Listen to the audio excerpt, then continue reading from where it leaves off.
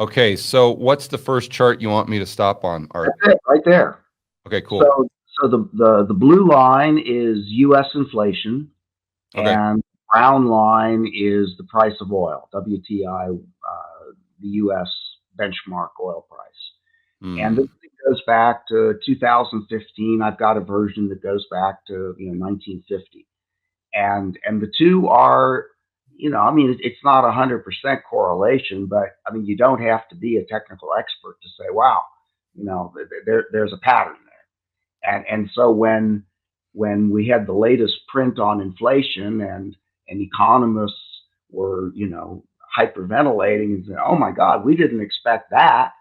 We expected, was, I mean, I'm not an economist, and don't claim to be, but what we got as far as inflation was exactly what I would have expected. It was correlative with the price of oil. It went down a little bit, so inflation went down. To Jeff's point, and Jeff and I've had this, we've had a public discussion of this. We did in Vancouver a couple of years ago. That's where I first met both of you. That's exactly right. And my comment to him, and I think I was the only non-economist on that stage. My comment was, "You guys don't understand what money is. I mean, you do, but you don't understand that money is nothing more than a claim on work, and work comes from energy. And so you want to talk to me about money supply, then I wanted you to tell me what has to happen to energy supply in order to increase or decrease the money supply. Because the two are, I mean, they are not the same, but they are, one is a proxy for the other. So money is a derivative of oil, of energy price. And so you want to talk to me about increasing the money supply. What you're really saying is that you want to increase the energy supply. You want to talk to me about debt. We're gonna increase the debt, and I'm telling you, well, if money is a claim on work and energy, then debt is a lien on future work or energy. So you want to create debt, then you're going to have to pay that debt back with energy resources that are not yet being produced. Do you have them or don't you? I mean, what's your net energy worth? And so, to me, the argument that this chart is only the partial truth is, of course, true. I mean, I'm taking a hopelessly complex system, Right, and right. I'm reducing it to two factors, but both of them, price and inflation, involve a lot of inputs that include human behavior. And so, to my way of thinking, you cannot deflect the truth of this chart by bringing in money supply, because money supply is just a derivative of oil. But I think what they would argue is that the price of oil is a derivative of the money supply. Then Meaning, if and I understand your argument with debt being a future claim on productivity, but if they are truly money printing, let's say, where they're creating more currency units, uh, then you see what I'm saying? Because I'll bet you if we put up a chart of M2, I don't think it would go down to the degree it did in April 20, but I know at least prior to that, it would look similar, and it would look similar after April of 2020. So I'm just trying to think this through out loud here. So I'm probably getting it wrong, but what is your rebuttal there, or is it pretty much just the same argument you just made? I guess I don't understand the argument. So state it The again. argument is, okay, so if we increase the money supply, then you're most likely going to see the price of goods and services go up, all else being equal as far as the supply side. And those goods and services would include the price of oil. Ah, So you see what I'm saying? yeah. And so where economists get this wrong routinely is that they say oil or energy, whatever you want to call it, its effect is proportional to its share of the economy. Okay, so let's just throw out a number, and say, well, maybe energy is 5% of GDP. Maybe. I mean, Right. I don't know if that's right, but it's Right. probably Right. close. Okay, so therefore, it's a relatively small factor. No, Well, it's exponential. what I would say is fine, but you're talking about price, and I'm talking about value. And Mm, so, if we take a barrel of oil, and you and I've had this conversation before, yep. and we compute how many joules or calories of work energy is in a barrel of oil, and convert that into a man day or a man year, we find out that a barrel of oil has roughly 4.5 or 5 years of work in it, human work. Yep. And if you say that the median income of the United States is $44,000, or the average, I don't know which it is, let's say it's around there, then a barrel of oil, the value we get from a barrel of oil is $198,000 a barrel. Mm, So its effect on money and the economy and productivity is so completely in contrast to its share of GDP that you just can't dismiss it that way.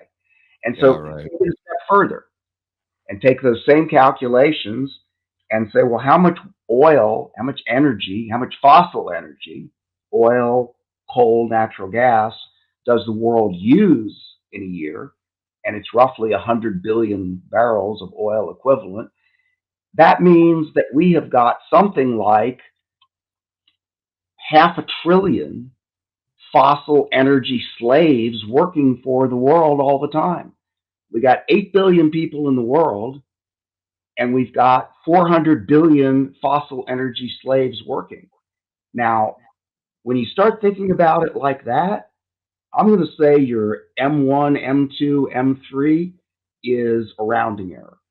Yeah. Right. It's just, yeah. Yeah. It's just a unit of measurement. It doesn't really, it's not, doesn't really hold an economic value, maybe. Although I guess you could say, uh, if you increase the money supply in a in a hazardous way, a dangerous way, that it could impact even the exploration of the energy we need to be productive. I'm just thinking, like, if the whole world went through a Weimar Germany, like a I, hyperinflation, then I, productivity, you can't even, I'm go ahead. in no way saying that money supply and interest rates and I'm not saying that that is unimportant.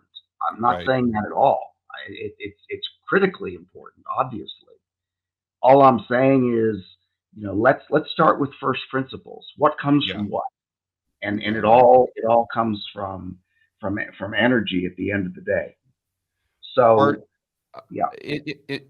in my space, there's a lot of people that look to nuclear energy as a solution to the problems, a lot of the problems we have today.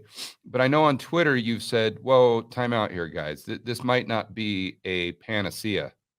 And I've talked about being very bullish long term on uranium. People who ask me about what I like to invest in or what my thoughts are. So I'd love to get your ideas. Why is nuclear energy not a panacea? Okay. Um, Nuclear energy has one use, and that Electric. is generating electric power. Right, right, right.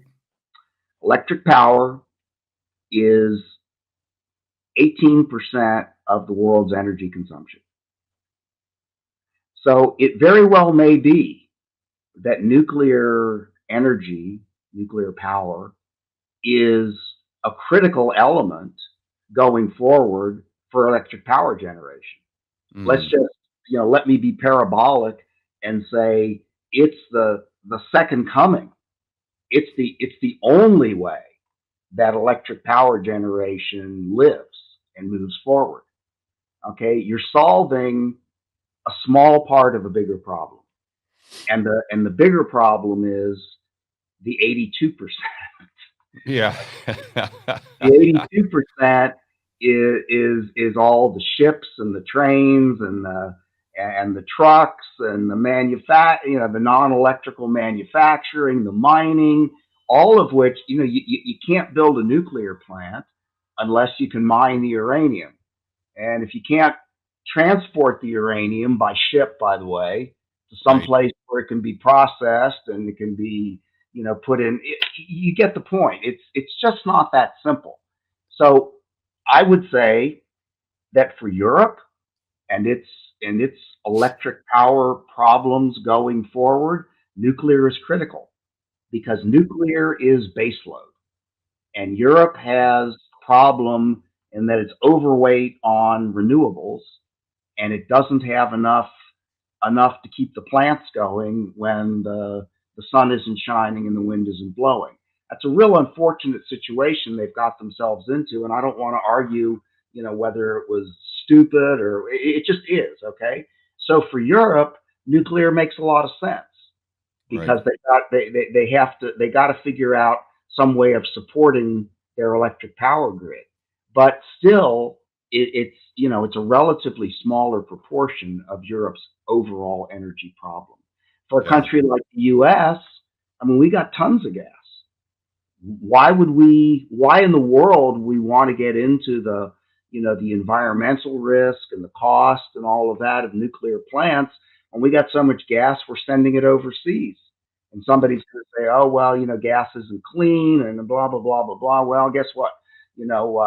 Spent uranium waste is not exactly clean either. But to your point, George, I mean, uranium might be a terrific investment.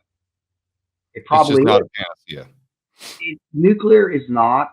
It's another one of these solutions in search of a problem. If you're talking about the world now, just for fun, I mean, can you imagine what we're talking about for nuclear power in, say, sub-Saharan Africa? Mm. I mean, can you even imagine when that might happen and what that might look like? I can't. Well, I'm in the middle of Colombia right now in Medellin, which is a very modern city, but Right? still, even here, it's it'd be an Way uphill off climb. in the future. I mean, there's so many problems. People, again, they want that bright, shiny thing that seems to solve all of their problems. Yeah. And how do they know about that? Because some talking head told them about it. And somebody else said, oh, yeah, I agree.